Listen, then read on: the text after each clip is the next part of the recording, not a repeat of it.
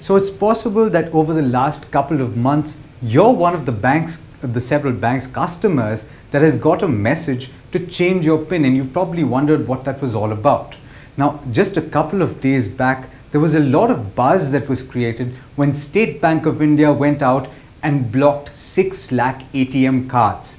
Now, the reason for that is a purported debit card fraud. Over the past couple of days, we've been trying to figure out what that was all about. Just a little while back, the National Payment Corporation of India issued a statement explaining that about 19 banks have likely been hit by a debit card fraud, and around 641 customers from those 19 banks have reportedly made complaints about transactions that have happened using their cards in China and the US.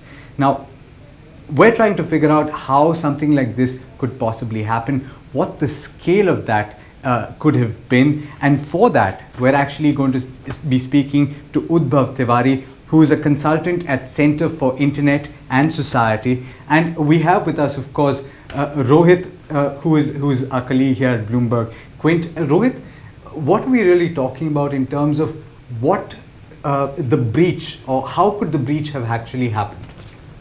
So, according to the NPCI, there was a compromise at one of the payment switch provider system, and we're talking about Hitachi specifically here. Could you explain to us what a payment switch is? Right. So a payment switch is essentially an entity that carries out all the routing that is involved in any financial transaction, whether this financial transaction happens via an ATM or via an online payment gateway. A payment provider switch essentially decides who to send the request to authorize the payment to, and then also then transmits the result of that request back to the merchant or the ATM where the transaction is taking place. Okay, so what are the potential ways this could have been compromised?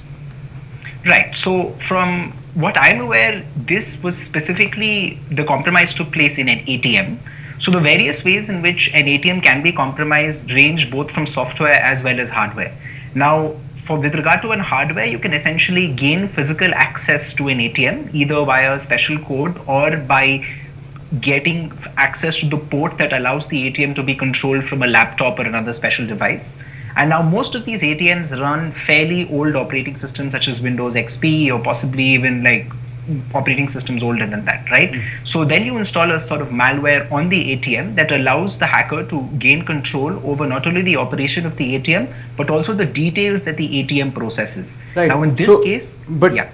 Just a quick clarification there, because there have been various numbers that have been doing the rounds here. On the one hand, we had the head of the National Payment Corporation of India that came out today and said that around 90 ATMs have been affected by this purported fraud.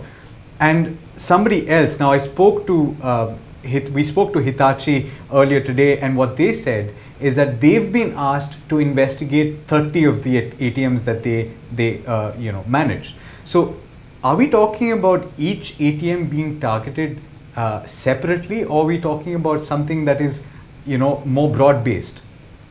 Well, the exact detail of how this malware spread has not really been given to us, but if this malware were to spread via the network, then it's very possible for only one ATM to actually have been compromised and the other 29 or whatever that number is to have been infected via the network. So, and it's also possible, yeah.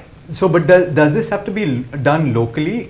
Can you possibly take us through the scenarios in which, now, in all probability, it was malware. We're trying to understand what are the possible scenarios in which this could have happened. Right.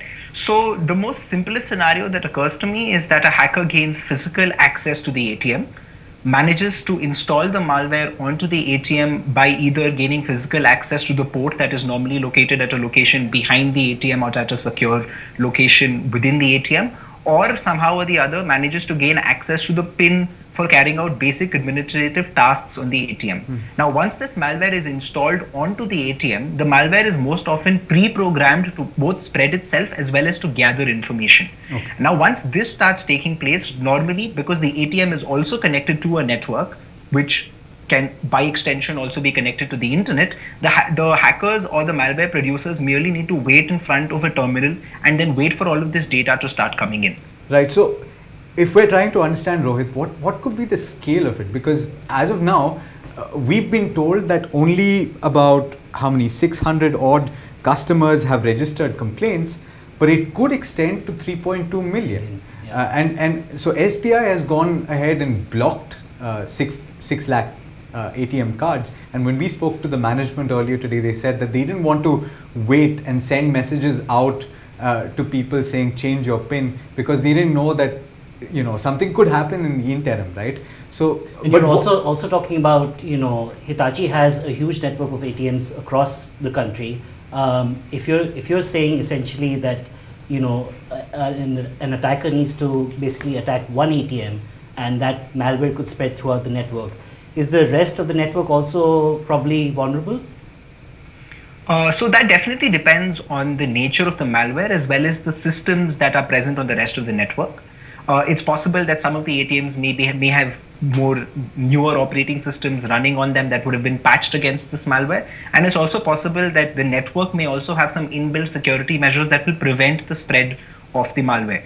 But it's definitely like the hypothetical limit to how much the malware can spread is essentially dependent on the vulnerability of the systems. And if Hitachi has one ATM which is like suffering from this vulnerability, and they are still haven't decided how many ATMs overall are suffering from this vulnerability, since their statement says that their final report will only come in November, then it's very possible that this malware may even be spreading right now or is continuing to spread throughout Hitachi's network. Now, I just want to have a small clarification right now.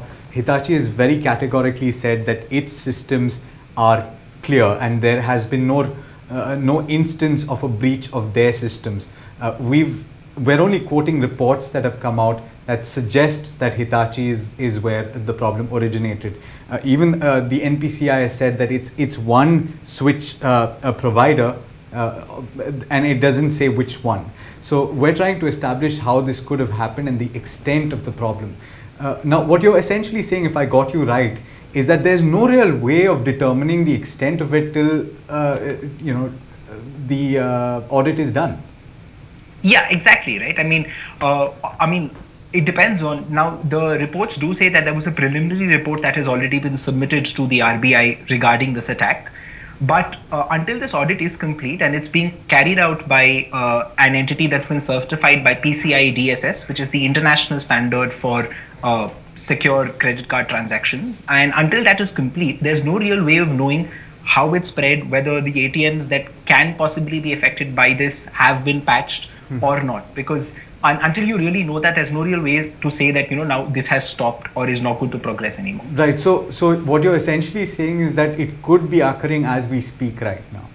Definitely. I mean, unless clearly there's some sort of a discrepancy between what the NPCI is saying and what Hitachi is saying, because the NPCI clearly points towards some payment service provider, and the reports seem to be stressing upon the fact that Hitachi was payment services, which is a payment service provider, has been affected. So it's possible if the payment service provider was not Hitachi, was somebody else entirely, then of course the statement made by Hitachi would be viewed in a very different light. But if it is Hitachi, then until they either share the details of this report with the public or it's some sort of authority like the NPCI or the RBI says that yes, Hitachi is indeed clean and they are not affected, there's no real way for us to know. Now, Udbhav and Rohit, we were talking about this earlier, is that we need to determine now as a customer, what is it that I need to do? A few of the banks have come out and said that you need to change your PIN, but does it stop there? What are the implications of something like this? Right. So it's fairly clear that, because the initial reports say that these attacks in fact started off in China, and that there were credit card numbers that were being used to carry out very large transactions in China. So even if we were to look at the numbers that have been quoted by the NPCI, they say that 641 customers have been affected, but the total amount involved is 1.3 crore, right? Yeah. So this clearly shows that this goes beyond merely changing an ATM PIN number, because it's possible for international transactions to be carried out without typing in a PIN. So it's possible if someone has your credit card number, your name, and the CVV number for that credit card to be used for international transactions without the PIN. And if this, but we're just talking about debit cards right now, aren't we? So. Right. So no, there are debit cards issued by private banks and international debit cards issued by public banks can also be used for transactions online without both the OTP or the PIN being input. Right. Like for example, if Steam, which is a gaming service, or other services, you can provide your credit card details with your name, the number, and the CVV, and successfully carry out transactions with lots of debit cards as well. Right. So clearly, if these numbers are the ones that have been compromised, not only is it a case of an identity theft, but merely changing the PIN is not really going to solve the problem. Some banks like SBI let you block international transactions on your card while you can only carry out domestic ones. So that would be one measure alongside a PIN change that I would definitely That's recommend. actually one of the measures that they've suggested you do, but you're saying that it's only SBI, is it not across banks? No. So from some other reports that I was reading a little earlier, SBI has in fact said that they asked people to change their PINs, and only about 7% of the people had changed their PINs, and that's why they blocked the 6 lakh cards, right? So it's very possible that other banks would need to carry out such proactive measures such as blocking cards as well, because it's clear that consumers, even when they're being told to change their PINs, are not changing their PINs. And coming to that, the latest statement issued by the NPCI, they say it's a possible 3.2 million customer card base. Do you think, is that where banks could end up going? Could we look at that huge a card base being blocked? Definitely, right. And in fact, hypothetically speaking, the only real limit to the affected card base is every single card that has been used on that ATM at a minimum. And if it is the whole network and the entire payment service itself that was compromised, then any card detail that at any point of time from when the malware was active had traversed through this payment service provider will technically be at risk. And that's a fairly serious compromise. And it's very, very possible that that number may in fact be more than 3.2 million. And those numbers will now have to be invalidated by both the issuing banks as well as MasterCard, Visa, RuPay in order to prevent them from being misused. Yes, because the network, and if we're talking about Hitachi, and they've said that they're not the ones that everyone's talking about, but they've said that they have about 50,000 ATMs that they handle. So it's quite a large network that they have. Now, specifically on what a customer can do, Rohit, if such an instance takes place, what the SBI managing director was telling me today was that if a customer is the victim of a fraud, and if it is on account of extraneous circumstances where it's not because he's visited a certain site and therefore lost his information, if it's a system-wide attack that has taken place and therefore he's been affected, SBI at least says that the customer will not have to lose out on their money. Oh, that's good. So, that's good to know. So very quickly, the last thing that I would like to address with Bhav is, as a customer, what would I have to do to sort of safeguard myself if I could be one of those potential victims? Right. The first step would definitely be constant vigilance.